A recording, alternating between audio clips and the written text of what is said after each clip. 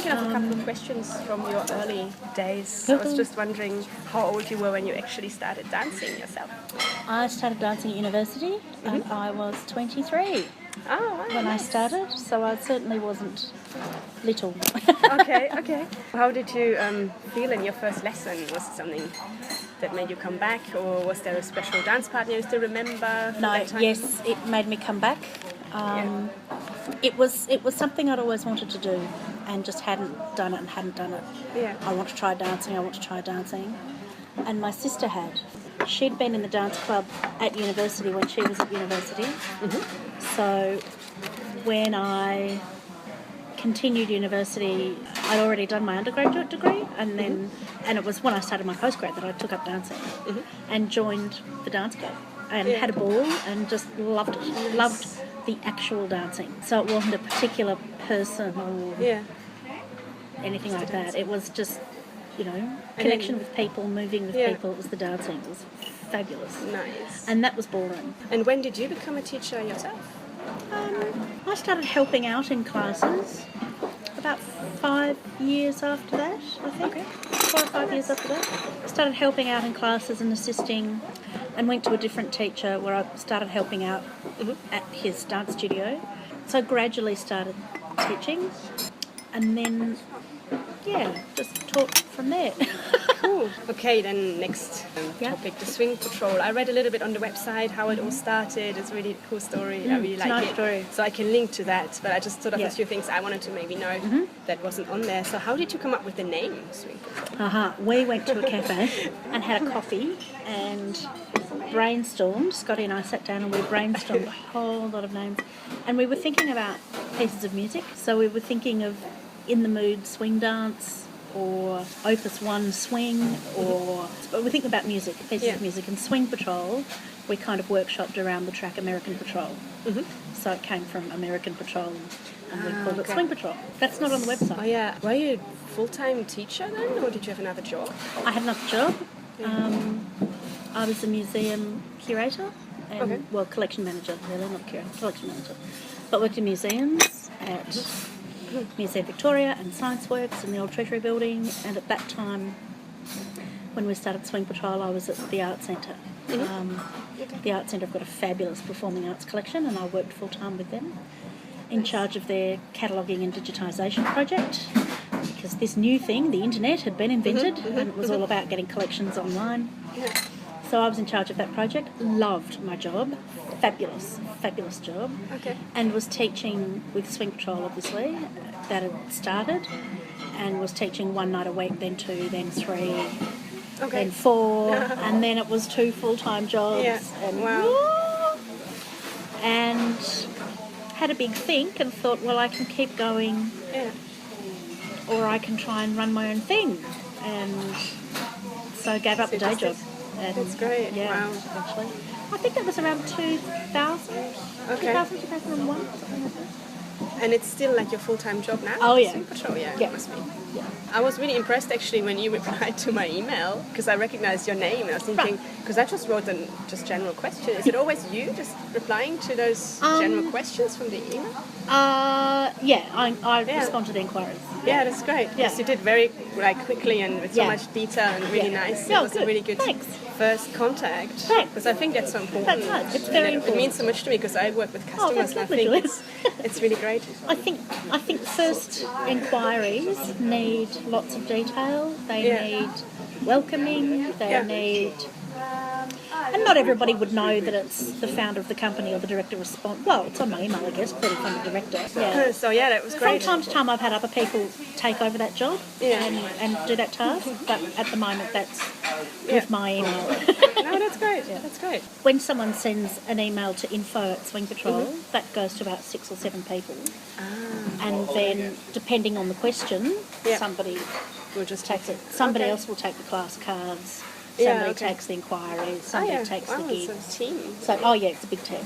big team effort. Yeah, that's what It's not all me. realized. A very small part of it is me. It's a big team. But it's all very well organized. Like the festival itself, up to the little details, it's all very impressive. Thanks. It's great. Good. Yeah, good. I don't consider myself a detail person, but I've kind of had to. I guess if you have a big size. Or surround myself with detailed people. My event manager, Karen, she's amazing and she's crazy. The detail in her head.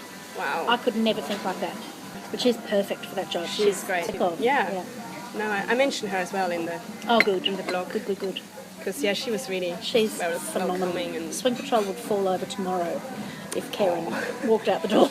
Oh, that's nice. Fantastic. Yeah. I'm a quiet, introverted person, and I don't do detail very well. I'm a broad person more than a detail person, so I surround myself with extroverts and detailed thinkers.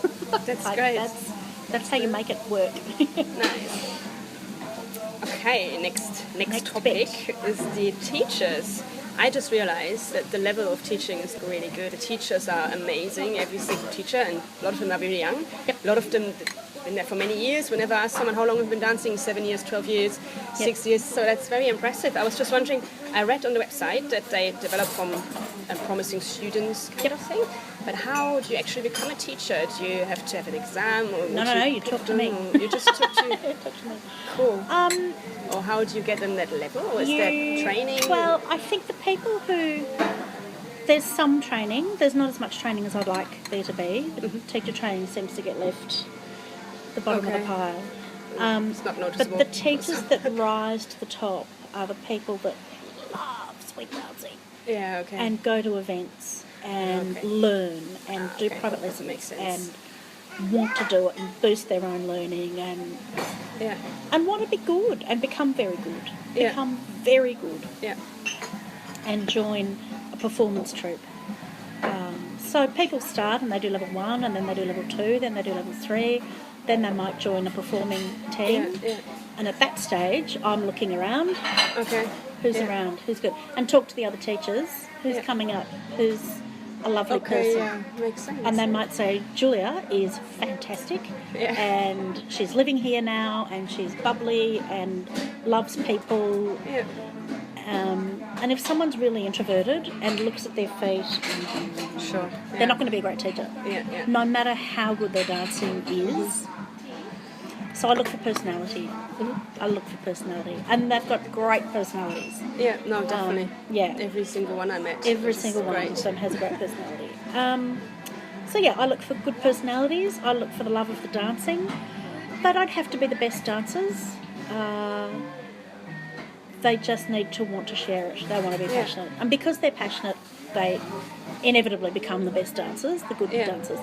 But everybody learns the dancing. Yeah. You don't learn to be a fun person. You're either a fun person or you're a very quiet person. Yeah. And if you're a fun person, okay, your dancing can improve. And that's fine. So I'll put on some people who I think are going to be very good teachers, even if they're not great dancers. Yeah. Because they can still. And that's so important. That's so important. If you have someone who's amazing but can't share it, because I had teachers like that, and then we've all had teachers like that. It's kind of, you might be great, but you've been talking for 10 minutes about something, and we can't try. There's no music, and because there was a big difference in the festival just then, because I didn't know they were Melbourne teachers, were the international teachers from Christchurch, so I saw them through the door, like wow. And some of the Kiwis later said, oh wow, you could really see the Australians.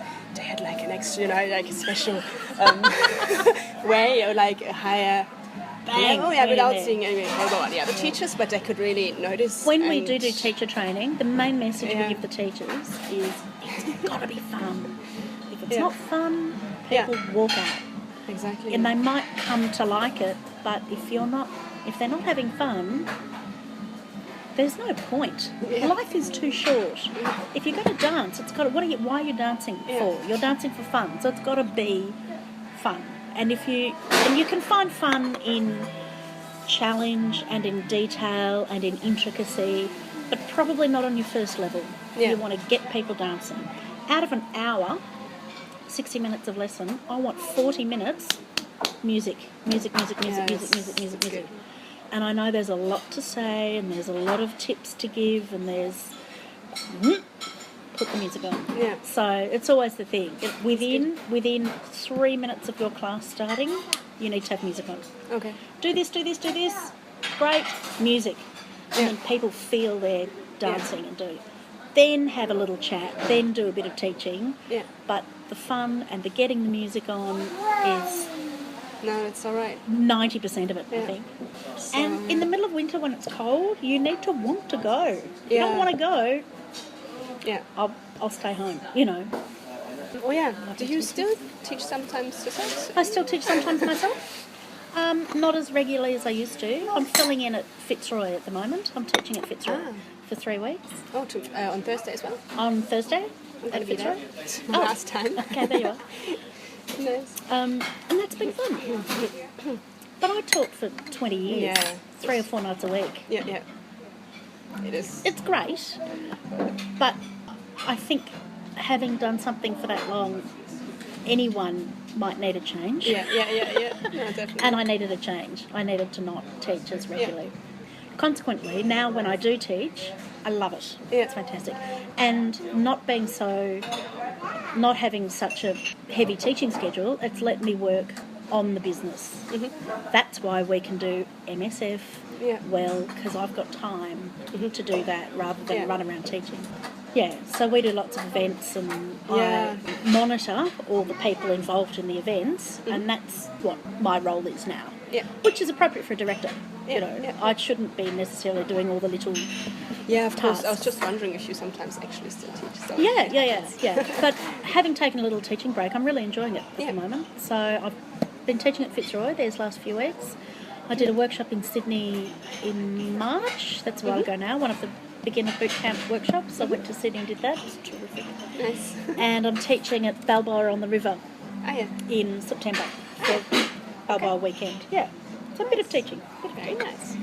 The next topic would be overseas. Mm-hmm. Yeah, because obviously I heard about Swing Patrol in London. Yeah. I went to Christmas Ball last year. Oh, right, great. That was amazing. Great. That was like, wow. That's the only time. And then people actually told me, I think it started off in Australia. And I was like, it started off in Australia. So it all kind of fell into place. Started here. So I was just wondering, how did you take it over there? Well, did you go there yourself? Or how did you... Well, I've been to London lots.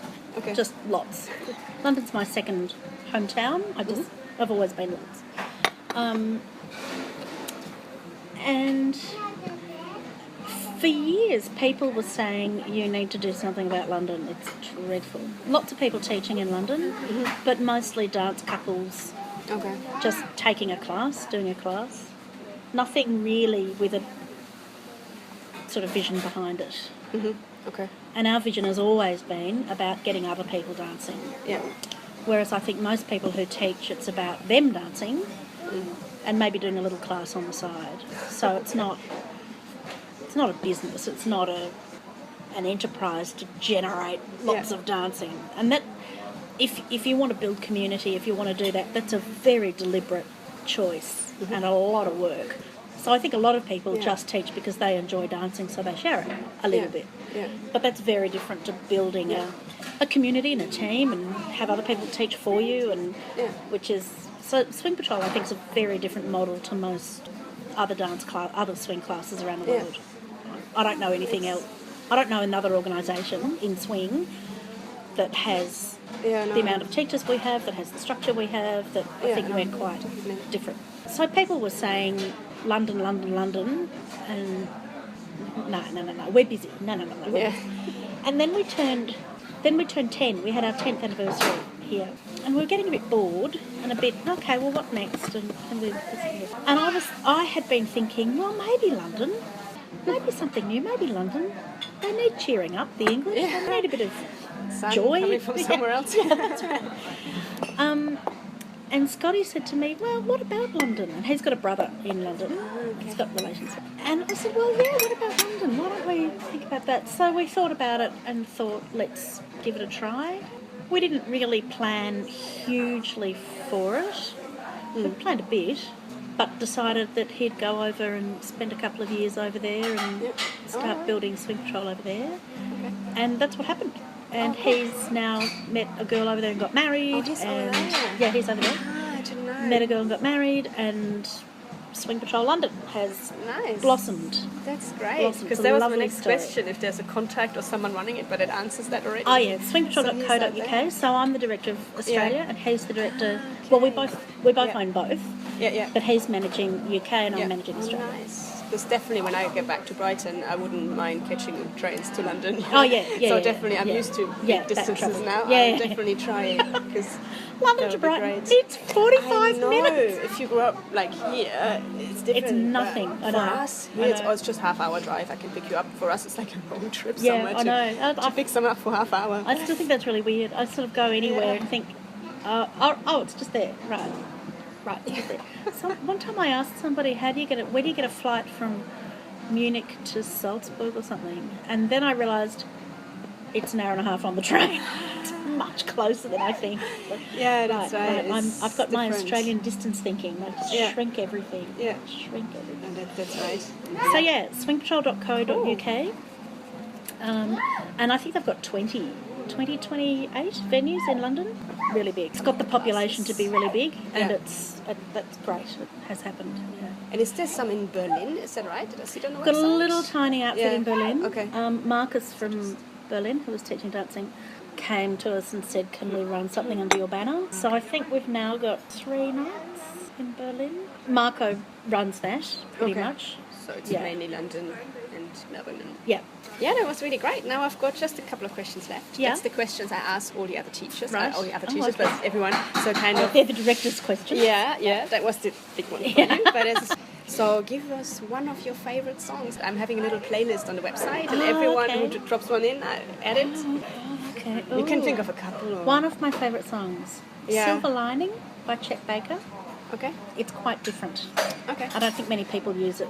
I love it, and I used it a lot teaching Balboa. Yeah.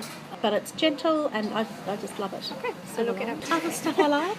I love Mike McQuaid's version of Castellana Stomp. That's fantastic. Energised, fast, terrific. Very different. They're very different. Okay. And anything by Barbara Morrison. Barbara Morrison's fabulous. And last question. I'll look up what the others have said too. Yeah, look up. And the question I asked all the teachers, and I got lovely answers with that, was, is there a dancing experience you'll never forget? Something, it could be a moment on the dance floor, something sad, something funny, an event, anything you'd probably never forget was somehow linked to my dance. God. You can think. I might have to think about that.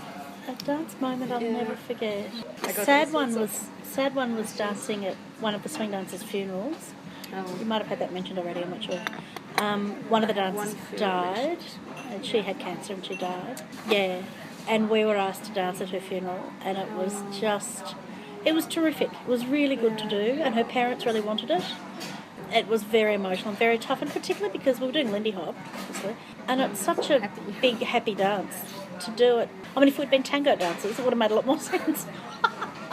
That sort of intensity of tango. Yeah. But it was terrific. It was memorable. It was fantastic, but very difficult and very emotional. So that's a sad one. A happy one. I think dancing, and maybe this is a common experience for people, dancing with people that you admire and that you've admired overseas. Yeah. And you finally get to an event, especially being Australian, we're a long way from America and Europe and the Northern Hemisphere swing culture, and you spend a lot of money to get there and plan, lots of time, lots of money to make it happen. The first time I danced to a live band in the States, and it was the band whose CD I'd been using in class all the time, Bill Elliott, the Swing Orchestra.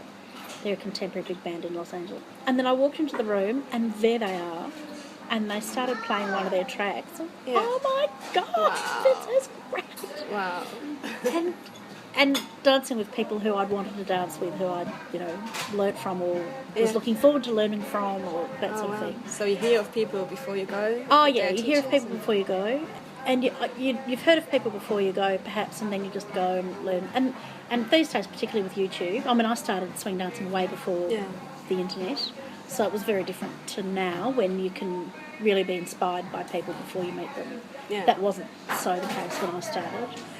But the thing that got me was that I'd done a little bit of this dancing over here. I'd learned a little bit of Lindy Hop. Then I travelled all the way over to somewhere else and I could dance with people over there. Wow, yeah. That just blew my mind. It's like, oh my God, we can do that's what I think too. Same thing. That is so great about and I Walla don't dance. suck. I can do this. Yeah. And as I said before, I started also with ballroom, but ballroom's not a social dance. Yeah, it's not the It's a same. competition dance, or it's a medal sort of award achievement structure. Yeah. But there's not freestyle competition in ballroom. It just doesn't exist. You don't walk up to anyone and say, "Let's do some jive." Yeah. You've either learned a routine with them, or you know the Yeah. patterns with them, or you do formation dances that everybody knows the whole structure to anyway, like a barn dance or a Pride of Erin or something. But to improv social dancing, I don't know any other scene that does that. I think there are rules. I think the idea behind it is that the follows have a bank of information and stuff they know. The leads have a bank of information and stuff they know, and they match that as the best they can. Toolkit is to be able to do unpredictable things, whereas the ballroom dancers can't do that. Let's hold. We got it all. Yeah, looks good. Okay, how do I stop it? Okay, stop it now.